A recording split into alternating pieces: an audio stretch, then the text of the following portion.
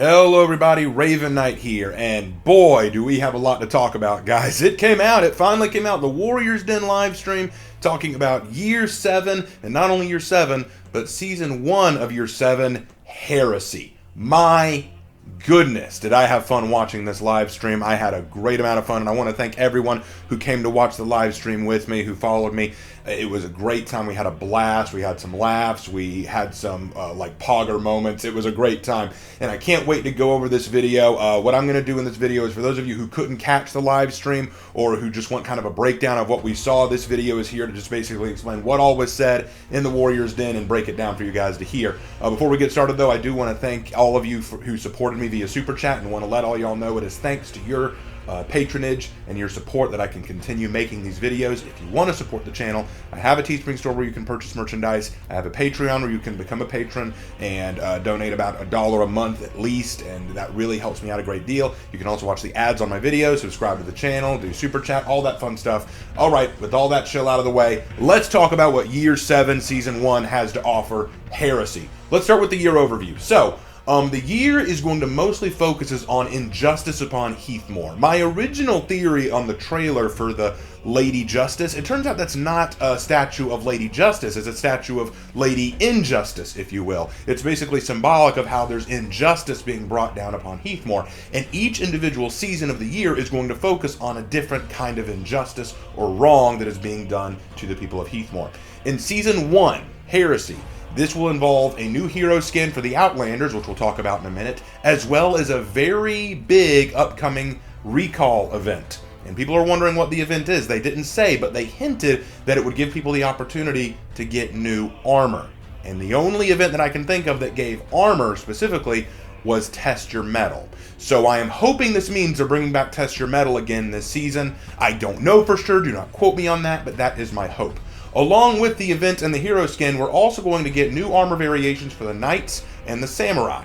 Instead of doing all the factions at once, they're breaking it up into each of the different seasons. So with the first season, we're going to get new armor sets for the Knights and the Samurai. I know that upsets some people, but my theory about why that is because now that they have so many heroes and they want to try to make good-looking armor for each hero, they're having to limit themselves so that they don't overburden themselves doing all the heroes at once throughout all the seasons, but trying to limit it so that they can do their best with just 2 factions here and, break it up as they go along. That's my theory. I don't know.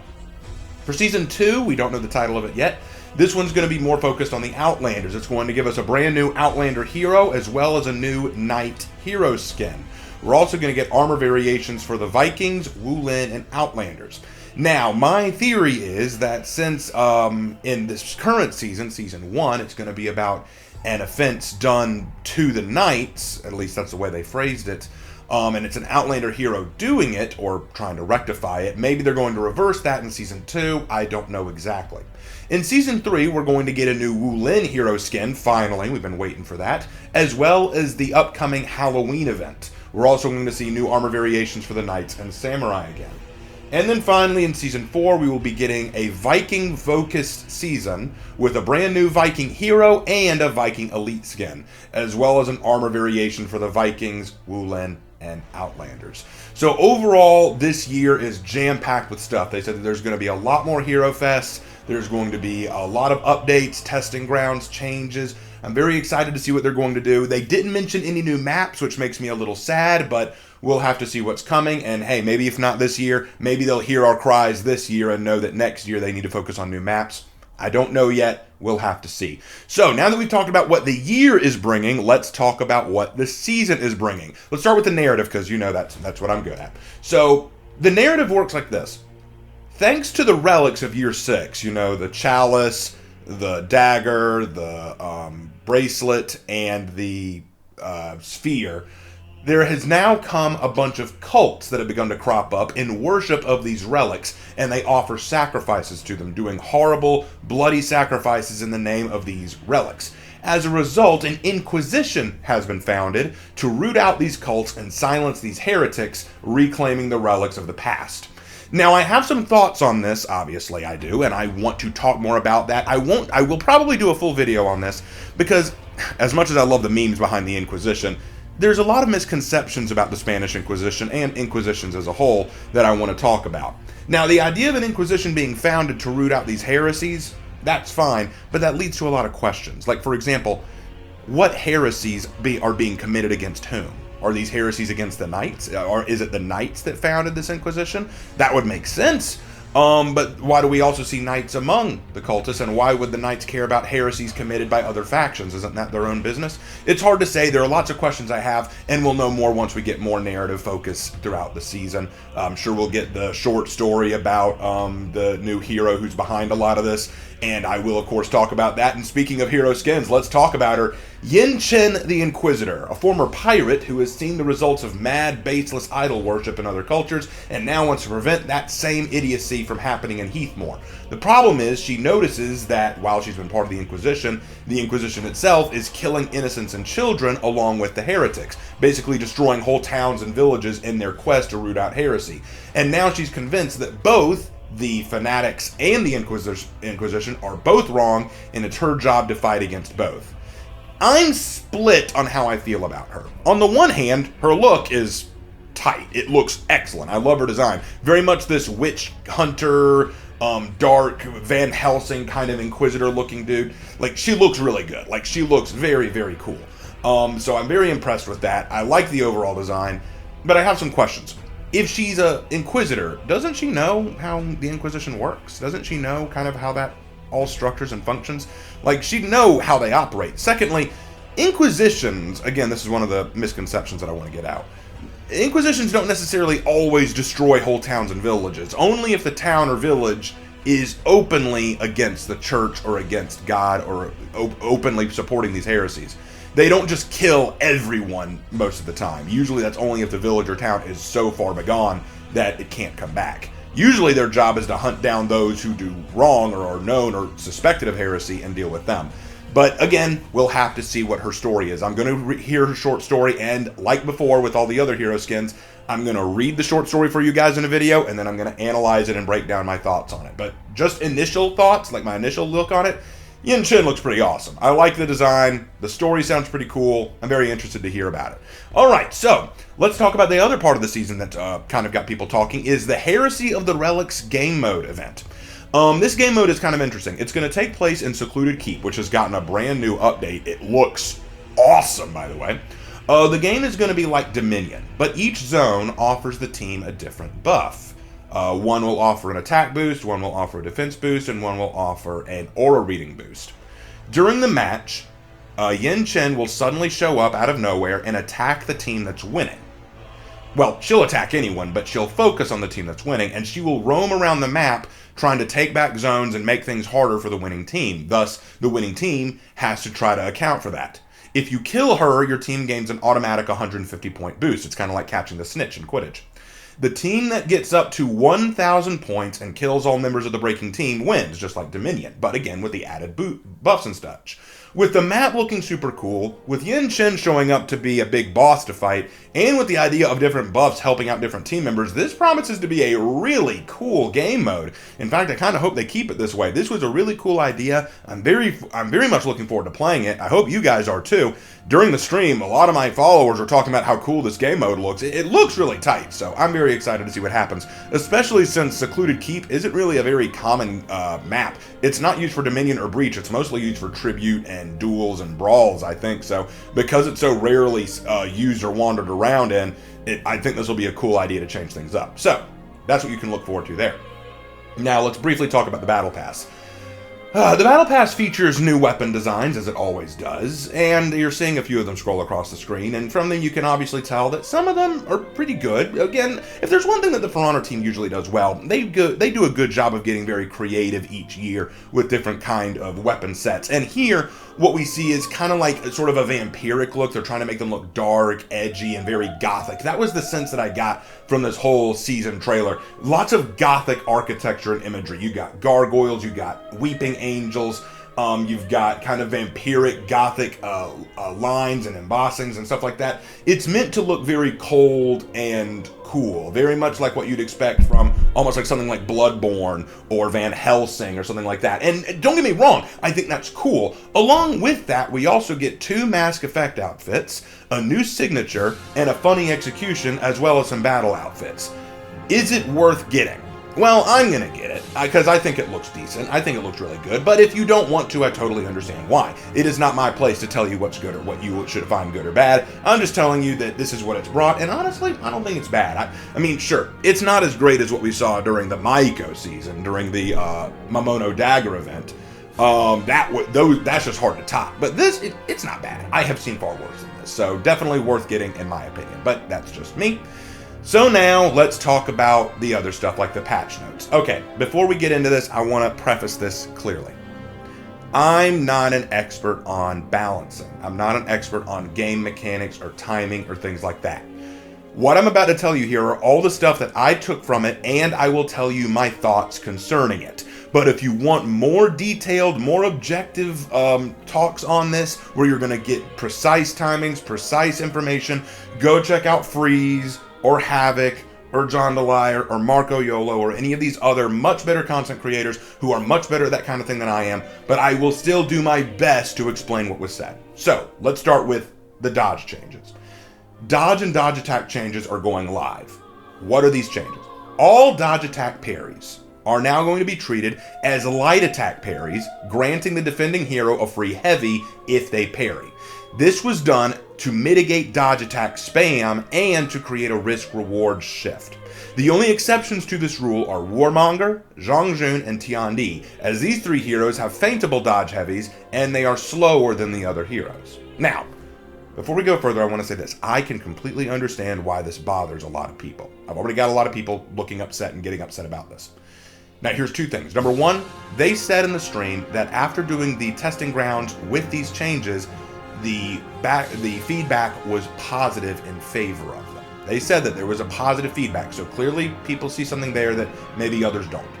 The way I look at it personally, I both see the pros and cons of this decision. Let me give you an example of what I'm thinking. Let's take Nusha, who does a dodge light, and Peacekeeper, who does a dodge heavy. Both are relatively close in terms of speed and animation for their dodges. However, PK has a little less to worry about if they get parried because they only have to worry about eating a light attack. Nusha, meanwhile, has a higher risk with a lower reward because PK's dodge heavy only has a small risk involved, whereas Nusha has a large risk involved because if she gets parried, she has to eat a heavy. The change that they're proposing makes it so that both PK and Nusha's dodge attacks reap an equal risk for a simple reward. Now, I'm not saying that this is equitable because I'm sure someone's going to go to the comments and tell me, oh, well, you're forgetting about this character or this circumstance. And I'm very well aware. This is why I said at the beginning, this is not my forte. I'm just telling you what I'm thinking. I totally get why this will upset some people. But I do not think it's necessarily game-breaking. And if it is for a lot of people, if a lot of people just can't stand this change, I am sure that For Honor is more than ready to backtrack on it because I know that this is a huge change that's coming to the gameplay. I believe that what's going to happen, though, this is what I think is going to happen. It'll probably just force people to develop new means of combating an opponent. Because if there's one thing, what they mentioned is true. There are lots of characters who play like Kensei or Orochi or Kyoshin or other characters who all they do is just dodge heavy, dodge heavy, dodge heavy, dodge heavy. And I know Orochi does a dodge light. I misspoke. I apologize. But all they do is dodge heavy, dodge heavy, dodge heavy because they know that there's only a small risk to a high reward. This increases the risk so they can't just rely on dodge heavies over and over and over again. They have to get more creative. That's the pro of this decision, but I do understand the cons. It's going to take some getting used to. Let's just see what happens. I'm not saying it's a bad idea. I'm not saying it's the best idea they've ever had. I'm saying there's a reason they did it. Let's see what they do. All right. Next change. Walls can no longer prevent you from dodging if you're backed into them. It used to be that if you were up against a wall, they prevented your iframes from reading. That means that if you try to dodge into a wall, then you're not going to move anywhere and you're going to eat any attack that's thrown at you. With this change, if you're backed into a corner, you can still dodge your enemy's bashes and attacks that would otherwise pin you, and they could spam at you while trapped. So the idea is, let's say I'm playing a character up against a conch. Let's say I'm playing Peacekeeper against a Conqueror. I'm backed into a corner. It used to be that all Conqueror has to do now is continuously bash, hit, bash, hit, bash, hit, and I can't dodge. I can't avoid him. I just have to keep hitting it. I just have to keep eating those bashes because I can't move. This change makes it so that I can now dodge regardless of the wall behind me, so that I don't have to keep eating that bash. Now, some have said this isn't realistic, and to an extent I agree with you, but I do believe this was a necessary change. One of the big issues players faced was being pinned at a corner or wall and being punished this way when they couldn't do anything about it. And I want to make this note first because I think a few people got confused. This does not remove wall splat. You can still be wall splatted. It just means that you can't be spammed repeatedly while trapped now, and you can't do anything about it. You can now dodge even if you're stuck against a wall. But if you take the bash, you're still going to get a wall splat. So please don't misunderstand. This is not a removal of wall splat. It's just giving a defender an option when they're pressed against the wall. That's all. Another change. Dodge bashes can no longer chain on miss and can be punished with a guard break. So now it's basically everyone's dodge bash is just like Warden's dodge bash. All heroes who use a dodge bash now cannot chain into a new attack if they miss, and there's a brief moment where they can be guard broken after missing. Now, while this is not ideal for everyone, I see the necessity for it, and in the case of some heroes like Shugoki or Conk, I think it may be warranted. To me, I feel like there has to be a moment where you are punished. Here's what I mean by that. If I'm playing someone like, say, Conqueror, and I do a bash, and my opponent properly reads it and avoids it, then I want to know that I'm going to be able to get some kind of reward for making that correct read. It's the same with Warden. Warden does his dodge bash, and I read that and I get a guard break. I was rewarded for reading it correctly. I feel like that should go along with other heroes too. And if you disagree with me, I understand. That's just the way I look at it. So that is the big change there. Let's take a look at the other big change, though, because that's the one that everyone's talking about. The Jormungandr rework is now going live. Yorm's meta has completely changed, though. None of his attacks drain stamina, and he is now a displacer hero. He cannot unbalance an opponent who is out of stamina with his heavy finisher. Only his knee strike guarantees an unbalance, and what that means is, in the past, all of Jormungandr's attacks were meant to do one thing: drain you of stamina, get you on the ground, and then do a hammer slam. That was their whole meta. It's changed now. Now all of their heavy finishers move and displace opponents, causing wall splats, moving them near ledges, doing anything they can to change the battlefield for themselves. The only thing they can do that can knock over an opponent is doing their knee strike, which is a new move that they have, or by doing a guard break shove from their when they're out of stamina. All heavy attacks and hammer slams have had their damage nerfs. So basically what they've done is they've said, in exchange for this, we've nerfed a lot of their damage, so now they're a little bit easier to deal with. Their light finisher attacks, so their second light attacks, are no longer undodgeable, and the animation has changed. Another thing that's been fixed is they can perform a zone attack mid-chain, which leads into follow-up attacks. Plus, it's feignable. So basically now Jormungandr can actually do a lot of mix-up and combinations now, instead of just going one attack, two attack, punch, hammer slam. You know, they can now do more stuff than just what they were restricted to. Yorm feels like a more complete hero now, and I really like what they've done. I'm not the best Yorm player, and I'll admit this, I still struggled against a lot of current meta Yorms. I've still had a lot of trouble with them, so I'm not going to sit here and say, like, oh, this is just the best for me, nor am I going to say, oh, this is so terrible for me. I struggled against the current Yorm myself, so I'm very curious to see how this new Yorm is going to feel. Am I going to enjoy her more? Am I going to suck with her more? Am I going to do better against them? Am I going to do worse against them? I don't know yet. I can't wait to try it out and find out. So that's the big thing that everyone's been excited about. Everyone was wondering, when's Yorm's rework? When's Yorm's rework? It's finally here. It's coming. I hope you guys are excited. And then the last bit of patch notes that they wanted to announce was that the Aphira bug fix has been addressed. There was this bug where, let's say that Aphira does an attack and you think that they're going to do a kick. If you had your guard high in case they do their undodgeable top heavy, and then you realize, oh, they're going to do a kick, I better dodge. There was this moment where when you switch your guard to the right or left to do your dodge, you would still eat the kick. Now they've changed it. They've made it so it's a little easier to dodge the kick while changing your guard position. So all of you who are like, I just can't dodge this Aphira kick, don't worry. You can now dodge it. You should be able to dodge it a little bit easier now. All right. And now for the last thing to talk about, the testing grounds. There are testing grounds coming. 2 heroes are getting addressed. The first one, and the one that everyone's excited about, is the Law Daddy. Lawbringer is getting his testing ground. And they gave this boy everything in the kitchen sink. Lawbringer can now perform repeated light combos. That means he can go light, light, light, light, light, heavy, etc. So they've allowed him to be a little bit more versatile with his moves, which I guess if you didn't play Lawbringer before, you didn't know this, but Lawbringer cannot do a light, light right now. He will be able to in the testing grounds. He can go light, light, light, light, light, heavy. He can actually do that. He can do heavy, light, light. He can finally have something that helps him out a little bit rather than just doing light, heavy, light, or heavy, heavy, heavy. He can actually do a little bit more. Lawbringer's unblockable heavies now come out a little bit faster. Lawbringer has hyper armor on his second heavy attack and his zone attack. Lawbringer's long arm of the law cannot be guard broken upon a miss. Lawbringer's in-chain bash is slower, but now can be feinted into a guard break. Now keep in mind, I said in-chain bash. I'm not talking about his static bash or his dodge bash. I don't know anything about that. I'm talking about an in-chain bash. And I will say this, the animation for the in-chain bash looks a little wonky. I'm not sure why they did that. Maybe they did it to deliberately slow it down a bit so it could fake out the enemy. I don't know exactly, but we'll see. Lawbringer can perform a free light tap after a successful heavy. In short, Lawbringer has ascended and is ready to purge the heretics. I am very impressed with what they've done with Lawbringer. They have pulled him out of the gutter and made him the god of the night faction. I am very pleased. I'm also glad that they gave him hyper armor. At long last, the most heavily armored member of the entire For Honor roster now actually has armor that works. Can you believe it?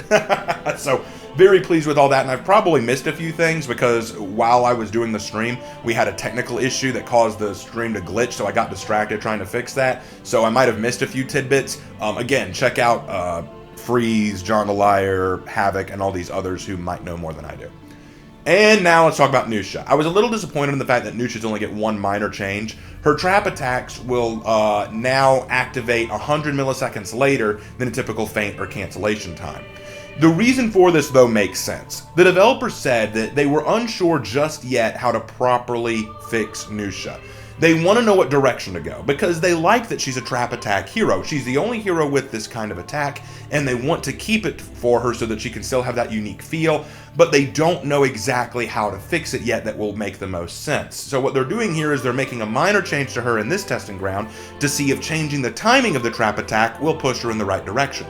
If it does, then their rework will complement that. If it doesn't work, if it's not enough, then they will find a new way to fix her that will be a little bit easier for people to handle. They basically explain this is a step-by-step process. We're basically working out this one step at a time to figure out the proper direction of Nusha's rework. And I am 100% on board with that approach. I think that's the smart decision. I think it's the decision that makes the most sense.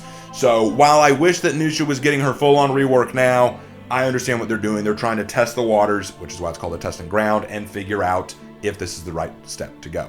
Okay, and that is pretty much everything they talked about, barring the stuff that's out this week, like Nusha's Hero Fest and all that, which I will make a video about all the Hero Fest executions. So, final thoughts. I am very excited for this season and year. Everything about it sounds awesome. I'm super stoked for Yorm's rework. The testing ground for Lawbringer and Nusha looks solid. I like the Pirate Hero skin, and I'm interested to see if Test Your Metal is coming back. I'm also very interested in this new game mode that they're advertising and how this will play out. I think it's going to be a lot of fun. I will admit I have my concerns about the dodge changes that are coming, and after all, I'm a low-tier player who relies a lot on dodge attacks to counter people, so what's probably going to happen is I'm going to suffer for a few days before I get used to that change, but at the same time, I've been learning not to rely too much on dodge attacks anyway, so I might catch on quick. So who knows, we'll have to see where that goes, but I understand the concerns there. And then, also, again, this is personal for me, I want to see what the narrative of this season will introduce. I want to know more about this Inquisition, where it comes from, and what it deems heretical. Because something interesting is, we like to make jokes about heresy, this is a heresy, but you are aware that heresy is something that is usually committed against another religious belief, you know? Like, you can't do a heresy against atheism, but there are heresies against Christianity, Islam, and Judaism. So, if this Inquisition is rooting out heresy, to whom are they speaking for? Are they speaking for a church?